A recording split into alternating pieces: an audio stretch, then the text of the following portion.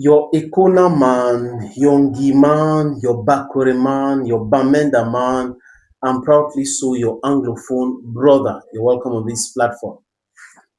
Je peux vous rassurer, les amis, que ce que Paul Biya a dit au sujet des filles, au palais d'unité, au palais qui appartient à tous les Camerounais, il a dit quoi? Il a promis une maison à chacune des filles pour leur victoire à la CAN féminine 2026 au Maroc. C'est une bonne nouvelle. C'est quelque chose de formidable. Normalement, elle pouvait commencer à jubiler. Oui, mais je suis très prudent. Pourquoi je suis prudent? Parce que je connais les promesses des chefs de l'État.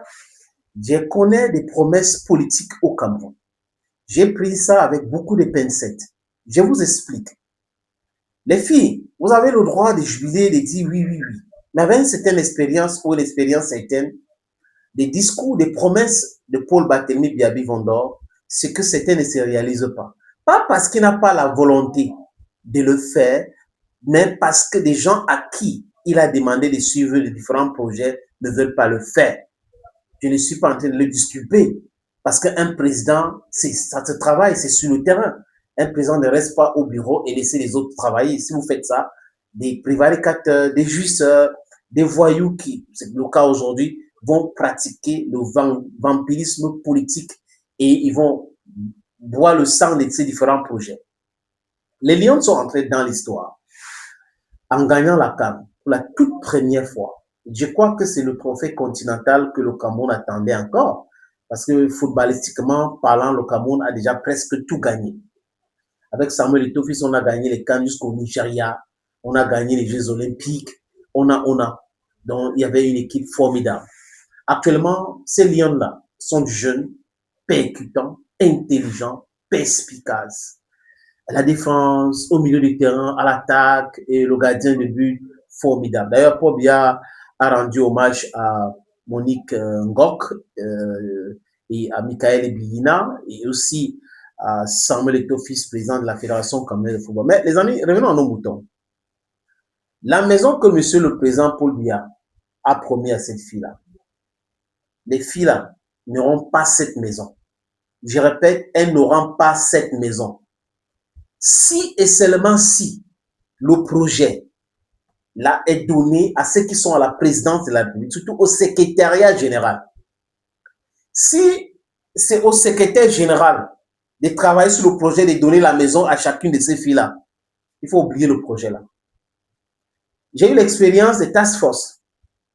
La construction des stades au Cameroun, Olembe n'a pas été livré jusqu'à aujourd'hui. Et Ngongo faisait partie du task force. Moi, le combi dans le task force. Donc, si c'est à ceux deux-là qu'on redonne encore le projet des maisons à ces filles-là, just forget about it. It's not going to be real. It's not going to come to pass. Just forget, you don't have any house. Mais si Paul Biya remet le projet-là entre les mains de Joseph John Ngouti, the legal luminary, the statesman Joseph John Ngouti, les filles-là auront leur maison. Dans le délai imparti, elles auront leur maison. Si il ne veut pas donner au Premier ministre, il faut demander, il faut donner au président de l'Africafoot. Ça va aller très vite. Voilà les deux personnalités qui peuvent, ou les structures qui peuvent réaliser le projet-là et donner la maison à ces filles-là. Parce qu'il ne faut pas que ça reste un white elephant, un éléphant blanc, où on fait des promesses et après on ne réalise pas, alors que le président pense qu'il a déjà donné l'ordre pour qu'on les donne des maisons. Après, les filles commencent à dire, on va attendre que les filles attendent toujours leur maison après 365 jours, après 600 ou 400, après 700 jours, les filles n'ont pas encore leur maison. It's going to happen exactly the way I'm saying it.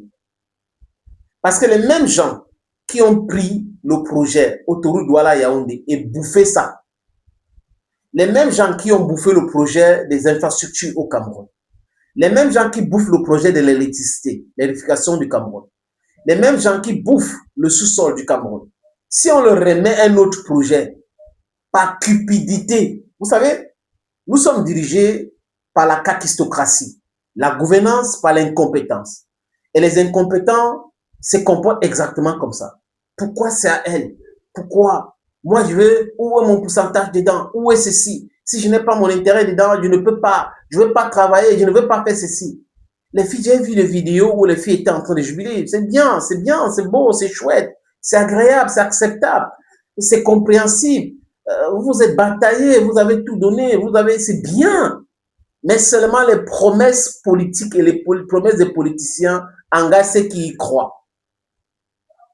Je dis encore, Paul Barthélemy Bia Bivondo, le PR, a dit ce qu'il a dit.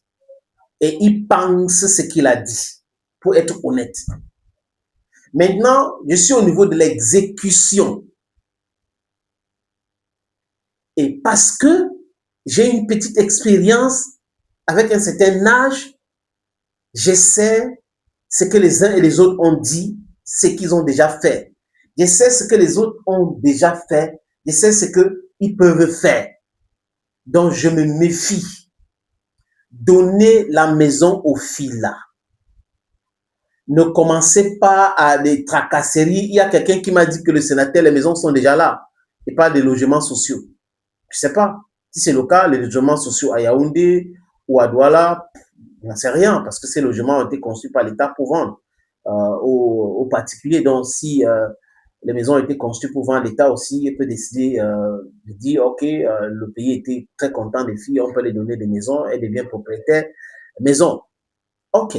Si c'est ça, ça veut dire qu'il faut juste inscrire les noms, les donner les différents papiers, après chacun a pris sa maison. D'accord. Mais si on va acheter le terrain, construit pour chacune de ces filles, il ne faut pas que le projet là passe par le secrétariat général de la présidence de la République. If it goes through that hand, I'm not sure. Je ne suis pas un prophète de doom, mais je ne suis pas sûr que ça va se réaliser rapidement. Si ça passe par le ministère des Sports, I'm not just sure that it's going to happen. I'm not sure. It's going to waste a lot of time and then I'm not sure about it. But if it goes through the Prime Minister's hand, si c'est le Premier ministre ou toute autre personne, si c'est l'Africa Food, donc il y a deux personnes qu'il faut éliminer dans le projet là. Le secrétaire général de la présidence, qui est Ferdinand Gongo, et tout le secrétariat, le MINSEP, dans le ministère des Sports et de l'Éducation physique, il faut l'éliminer dans ça.